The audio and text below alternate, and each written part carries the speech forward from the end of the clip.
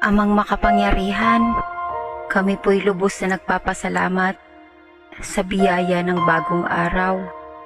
Salamat sa pagising namin ngayong umaga, sa buhay at kalakasan na ipinagkaloob ninyo. Patuloy nyo kaming gabayan sa bawat hakbang na aming tatahakin. Maraming salamat po sa panibagong pagkakataon na makapaglingkod kami sa inyo at sa aming kapwa.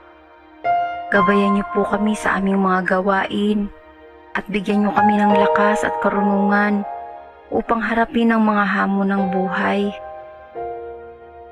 Salamat po sa inyong walang sawang pagmamahal at proteksyon.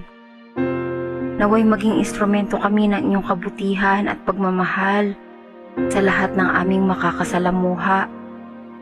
Pagpalain niyo po ang aming mga gawain at turuan niyo kaming maging mapagpasalamat sa lahat po ng pagkakataon. Naway maging liwanag kami sa mga taong makakasalubong namin. Sa inyo po namin ipinagkakatiwala ang lahat-lahat sa pangalan po ng inyong anak na si Jesus. Amen.